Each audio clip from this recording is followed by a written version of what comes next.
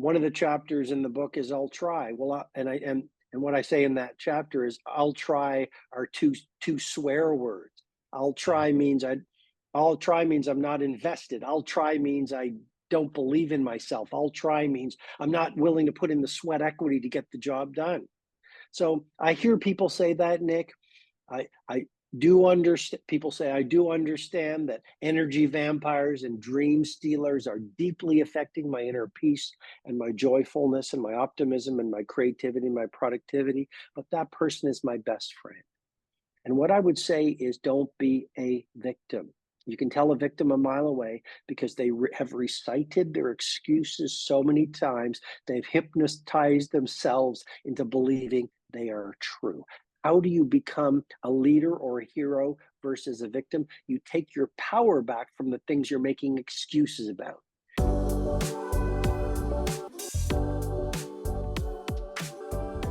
Robin Sharma, welcome back to the Book Thinkers Life-Changing Books podcast. Today we are here to focus on your newest book, The Wealth Money Can't Buy, The 8 Hidden Habits to Live Your Richest Life. And I'd like to kick off by having you talk a little bit about the boy in the perfect home with the windows of pure gold. I thought that was a wonderful way to start the book, and I'd love to have you tell everybody about why you chose to start the book that way and maybe what the story is. There was a boy who wanted to live a beautiful life. And for most of his childhood, he saw this magnificent house up on a lofty hill. And he would say to himself in his quieter moments, one day I'm going to visit that home and maybe even live in it. And for most of his childhood, this was his dream.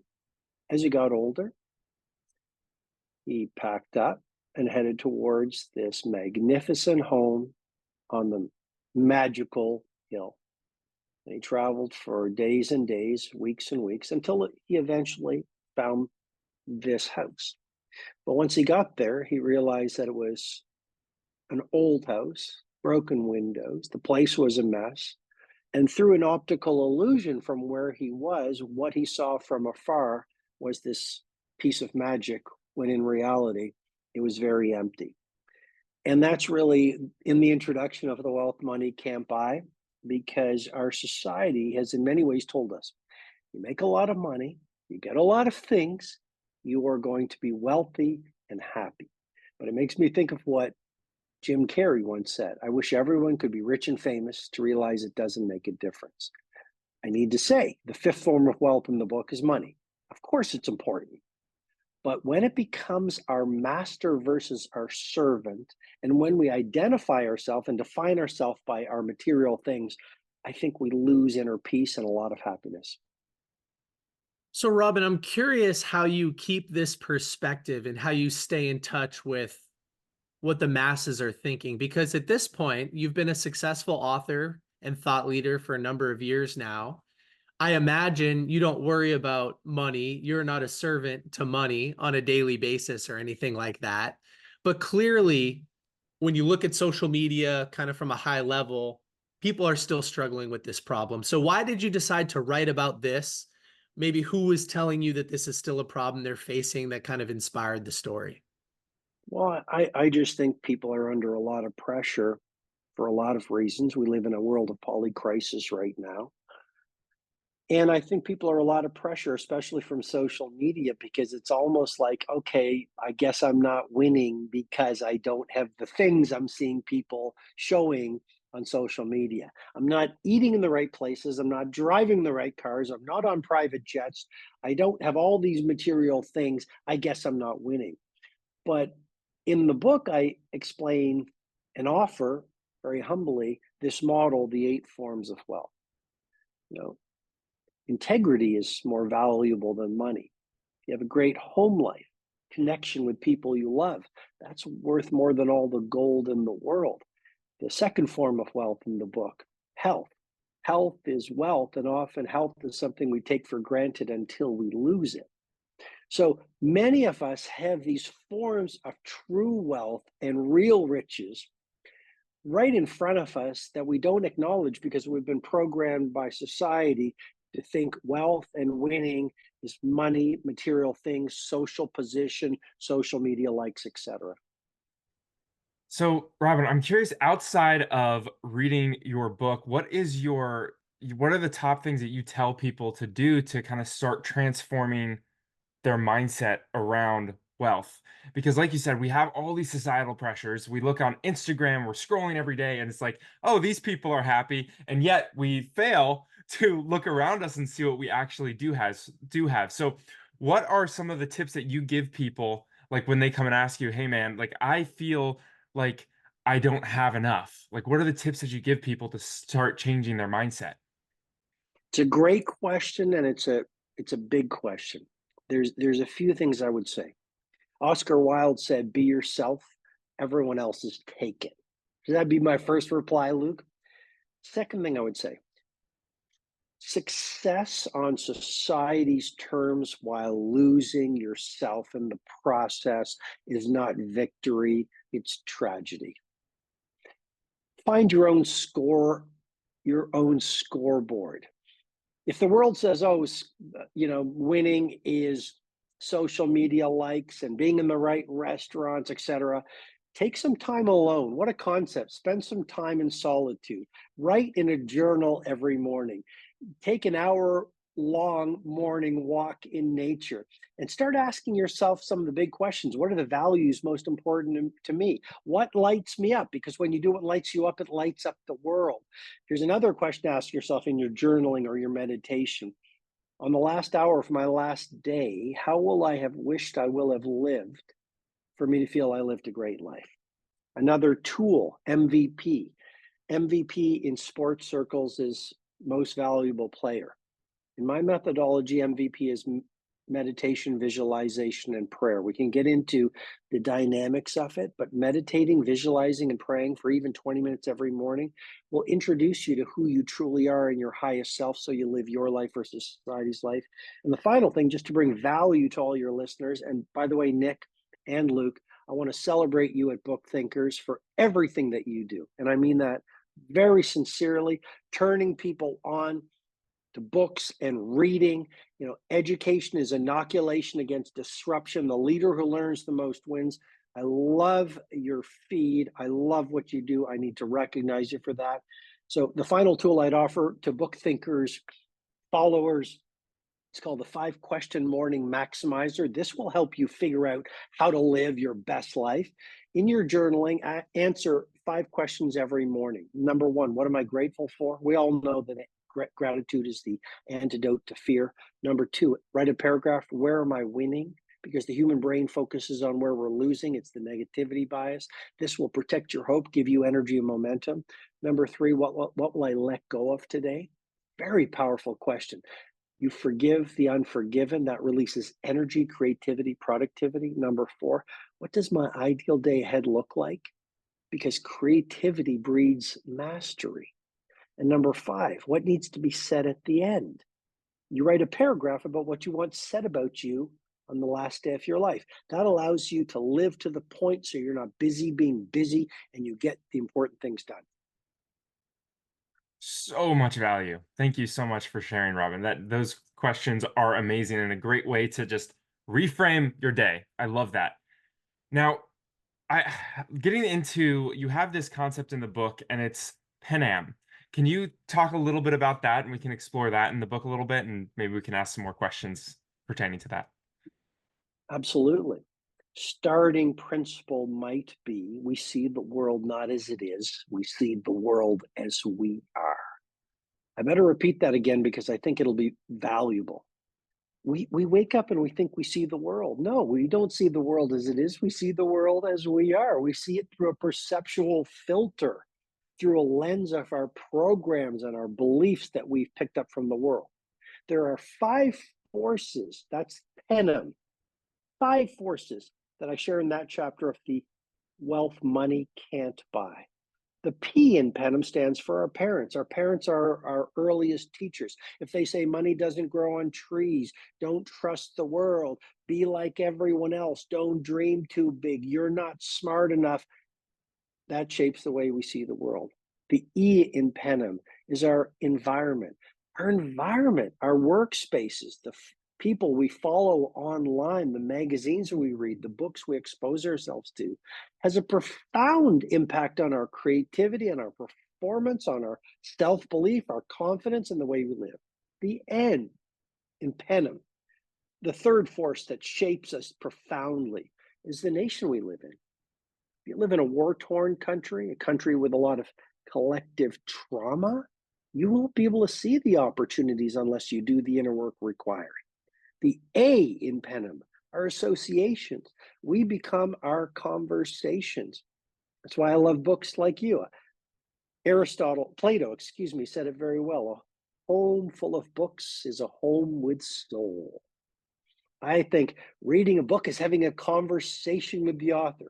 If you read the right books, their stardust rubs off on you. So the A is your associations, the conversations you have with people. The science, Nicholas Christakis at Harvard University said, we are influenced. His research has found we are influenced not just by our friends, but get this, the friends of our friends and the friends of our friends' friends.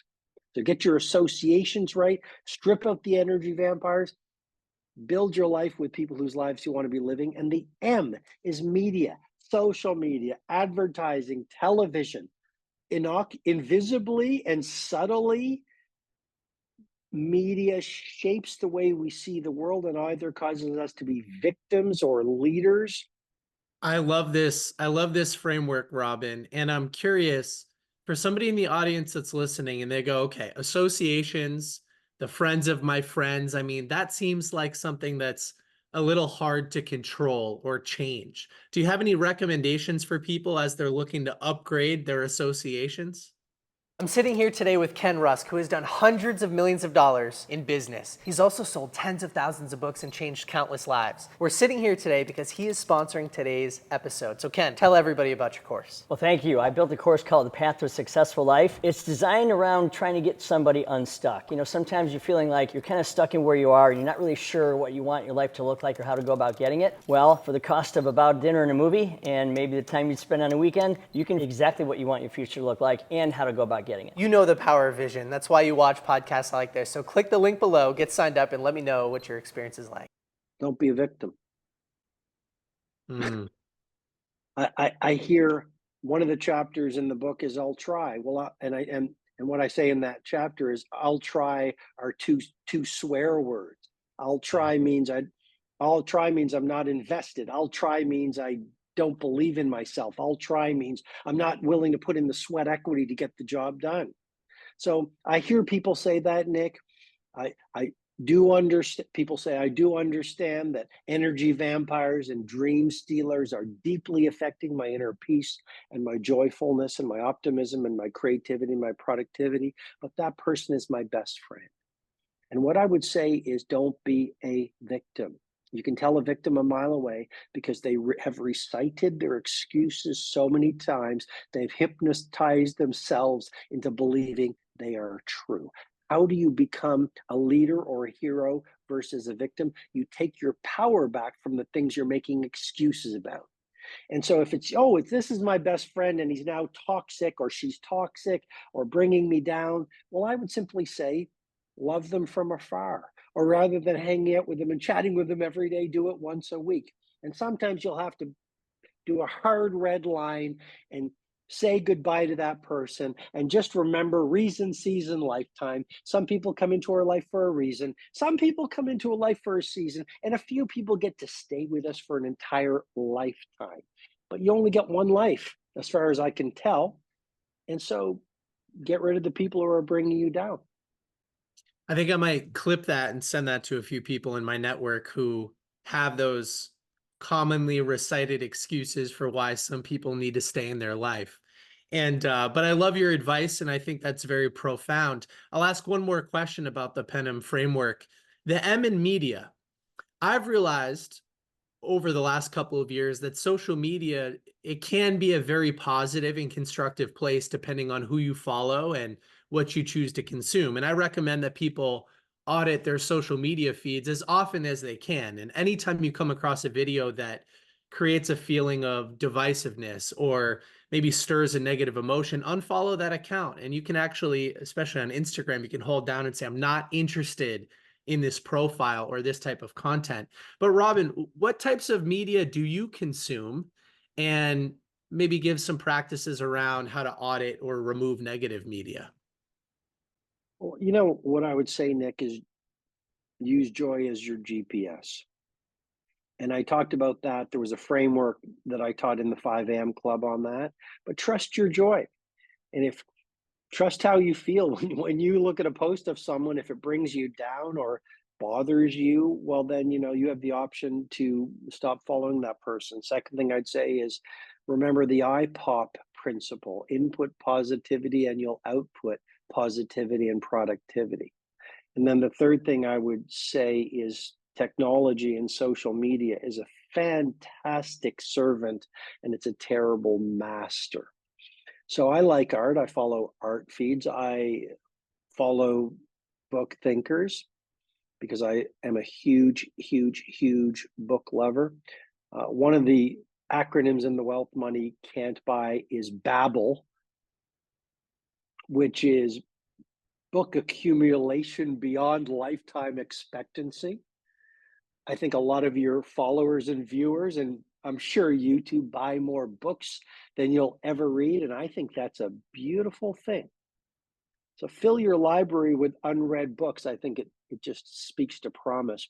I follow some feeds on business. I follow some feeds on spirituality and metaphysics. I follow some feeds on history. I learn a lot from social media, but I try to be extraordinarily careful.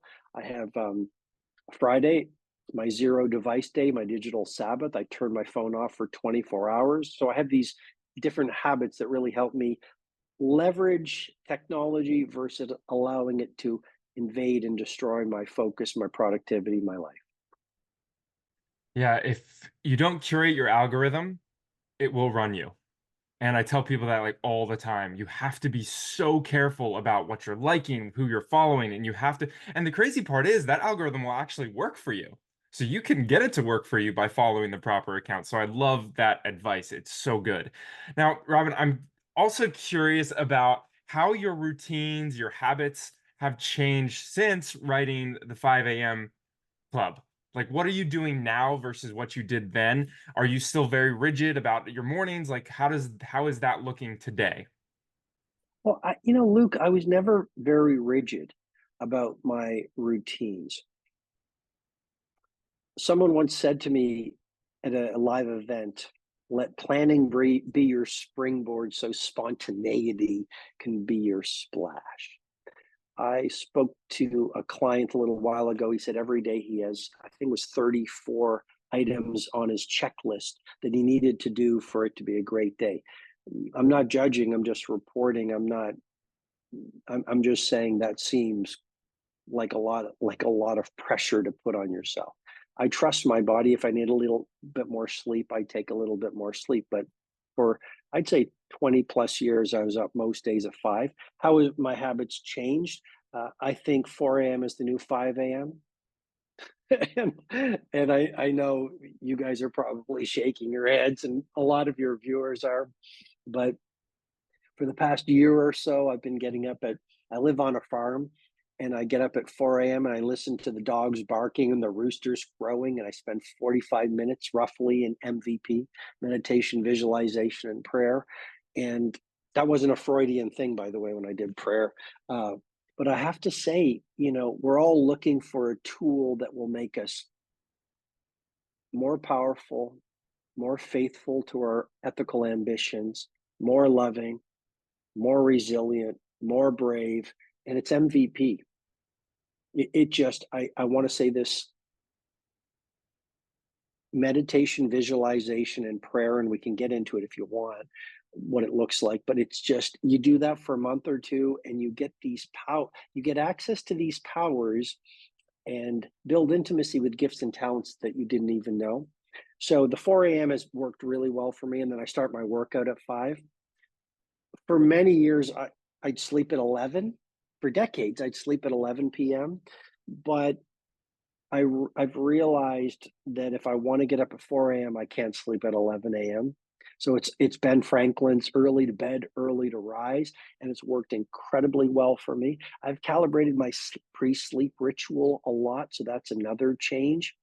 No digital 3 hours before I sleep, nice hot bath, et cetera, et cetera. Those would be some of the habits. Oh, a 15-minute nature walk before I start work every morning works incredibly well. The 5-question morning maximizer, those 5 questions I shared, that's a new habit. Oh, last question, just to bring super value. First thought positive. As soon as you get up, first thought, make it positive. Yeah, there's so many great takeaways. We have a client of ours, he's an author, runs a billion-dollar company that he built, and he says meditation is what makes him such a fierce business warrior, and that's stuck in my head a little bit. So let's dive into the MVP, Robin, with a little bit more detail, because we love to make things as actionable as possible. Could you describe what your MVP process looks like? What form of meditation, visualization, and prayer do you currently engage in? Sure. You know, a number of years ago, I was on a business show with a very famous television personality. And I talked about leadership and elite performance and productivity. And then I talked about meditation. And he jumped all over me. And it's fine. It's not like but I thought it was interesting. He said, okay, so my stock portfolio is falling apart and you expect me to meditate? Well, a lot of great science has come out now talking about how when we meditate, it does build resilience and steadiness. Makes me think of what Gandhi once said. He said, I have much to accomplish today. Therefore, I must meditate 2 hours rather than one. So what does it look like to be tactical for your followers? I might do out of the 45 minutes from 4 to 4:45, my meditation might be a body scan where I'll notice what's going on in my body. And the more you do this, the more you'll get to know, oh, my chest is tight. That's some fear. If you breathe into it, do some breath work, you can release it. It's very, very powerful. Some of my meditation might be breath work in terms of I'll breathe in bravery, exhale insecurity. I might do that for 5 minutes. I might breathe in peacefulness and steadiness, exhale busyness. That might go on. That's what my meditation might look like. Then I'll go to visualization. I have a term called the 4 beautiful projects. Every 90 days, I take on 4 big, beautiful projects. I'll actually visualize myself as if those 4 beautiful projects were done at my ideal, the way I wanted them to happen.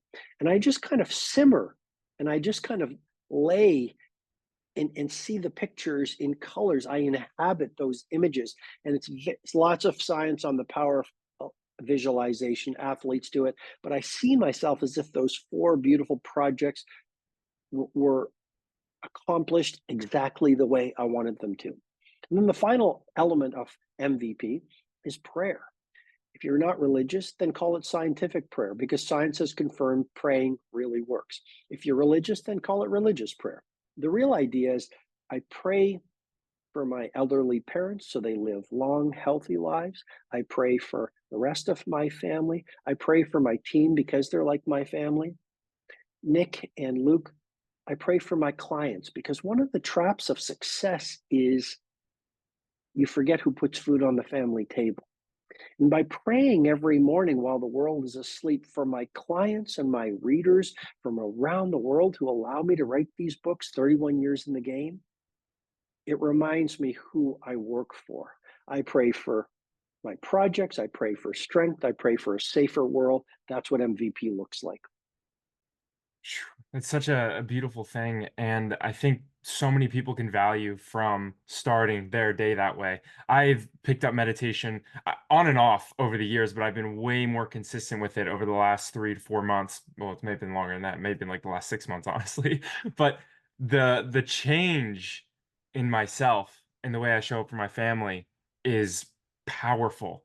So anybody listening that doesn't have that practice in place, it is so important. I love that you do that, Robin. It's so amazing. Would you say that if you could only keep one of your rituals, one of your practices, that would be the one that you would keep if you had to get rid of all the others? Well, there's There's a bunch. The victory hour, getting up at 4 a.m. or 5 a.m. and spending time doing the MVP and exercising and reading and journaling is very powerful. The 5 great hour rule that I talked about in the 5 a.m. club is extremely powerful because we live in a world where we confuse busy with productivity and fake work with real work. I think I love nature walks. An hour nature walk is powerful. There's a method I talk about in the Wealth Money Can't Buy, which is the 60-minute student. Do not go to sleep unless you have read or listened to a podcast or listened to an audiobook or downloaded what you're learning in a journal for an hour. It's extraordinarily important. The leaders love education, victims love entertainment. It's very easy to get trapped in entertainment in this world. So those would be a few of the rituals that are helpful to me. Robin, pivoting to something else you said in the book, you said that your choice of a mate is 90% of your joy. So, I mean, yes, we have these beautiful morning routines, but we do have lives outside of the work we perform in the morning and the work we perform during the day. So could you expand a little bit on that? I mean, Luke is married with 3 kids and a 4th on the way. I'm married with my first kid on the way. And I agree. I mean, I think my mate, my wife, is the person I spend the most time with. So anyway, I'll quit rambling and get back to the question. Why do you think that's important? Well, let me go to macro for a moment. The Wealth Money Can't Buy is a book about the 8 forms of wealth. Our society has said wealth is cash in the bank, stock portfolio, etc. About 15 years, for 15 plus years, I've mentored billionaires, sports superstars, entertainers, movement makers. And I created a model for them called the 8 forms of wealth, because a lot of these people, and you might want to highlight this, and I say that very respectfully, but they're cash rich and their life poor. And so the 8 forms of wealth, once you understand and start living that model, is absolutely transformational. The 3rd form of wealth in that model I share at the beginning of the book is family. And family really is one of those things we take for granted until we lose it. And the chapter you're speaking about is your mate is 90%, your choice of mate is 90% of your joy. The next chapter is the 10,000 dinners question. And I think it responds to what you're asking. Ayesha Vardag is one of the UK's top divorce lawyers. And she was asked, you've seen so many relationships fall apart. What's your wisdom for a great relationship? And she said 10,000 dinners. And the reporter said, what do you mean? And she said, well, looks fade, lust dissolves. But if you see yourself having 10,000 dinners with that person, keep them close, because true love is hard to find. And that's really what your choice of mate is all about. Like, if you have a messy home life, you're not going to get anything done at work. Drama at home leads to misery at work. So finding that choice of partner who is not addicted to drama and who vibes with you and is compatible with you, well, really is 90% of your joy, 90% of your creativity, 90% of your success. Nick, I know we have specific time. So do you have any other questions? And then I can get into kind of my final couple of questions here. Yeah, wow. Time flies when you're having I fun. know. Robin, thank you so much for coming on the podcast again. I have one kind of fun question. I saw that there was a testimonial from Jeezy about the book. And I was just curious, Robin, selling so many books and working with so many incredible people, are there any personalities that have surprised you? They'll reach out and say, hey, Robin, your books have changed my life. And you're like, wow, I can't believe that person on TV or that person, playing on the field is a fan of my work. Do you ever get surprised by that anymore? The day I don't get surprised, I think, is the day I should get out of the game. I'm a very ordinary person. I'm a blue collar creative worker, and I'm just out to do my best work and help as many people as possible. I try not to take that too seriously, but you asked the question, Taylor Swift, when I heard Taylor Swift reads my books. That was interesting. Kim Kardashian read my last book and reposted the chapter from the Everyday Hero Manifesto, 40 Things I Wish I'd Learned at 40. You mentioned Jeezy, John Bon Jovi, et cetera, et cetera, et cetera. But, I think it leads to a larger point, which is remembering the mission is mission critical. And I think the moment you start chasing shiny toys and making it about the wrong things, I think you dilute your focus and you lose. Yeah, you start losing. Yeah, I think that's a wonderful way to respond to the question. It's humbling in a lot of ways to have these people reach out and express gratitude for your work. But at the end of the day, like you've highlighted, they are average, everyday people, and you're creating for everybody equally, and in some cases, maybe people who are less fortunate are more important. When they reach out and say, hey, you've created this massive change in my life, maybe that's a little bit more meaningful. But anyway, thank you again so much. Luke's got a couple more questions, but we'll be posting some more thoughts about the book soon through the Book Thinkers channels. And Robin, you're amazing as always. Thanks so much, Nick. I appreciate it. All right, Robin, these are my final two questions. The first is, where can people go to find out more about you? And obviously we'll link it all in the show notes. Sure. If anyone's interested in more of my work, I have hundreds of YouTube videos at, I guess it's on YouTube, Robin Sharma, Sharma. I'm on Instagram at Robin Sharma. I try to post a lot of value and helpful videos. If people want to get on my mailing list, we hope to provide huge value, and they can just go to robinsharma.com and sign up to get videos and blog posts, etc. The Wealth Money Can't Buy is in all good bookstores. It's on Amazon and Audible and all the usual places. Beautiful. Thank you so much. All right. This is my final question that I like to ask all of our guests, and it's this. You pass away and all the information that you put out, books, courses, all the stuff you put out on YouTube and everywhere else disappears, but you can leave the world with a single piece of advice. What would it be?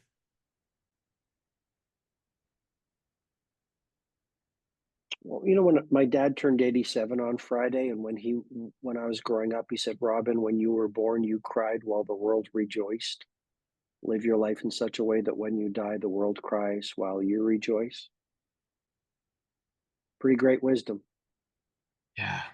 Gave me goosebumps. Tell you what. Thank you so much, Robin. This has been amazing. You're amazing. You gave so much value today. You always give value. I appreciate you so much. Thanks for coming on. You're two wonderful people. Thanks for having me on your show.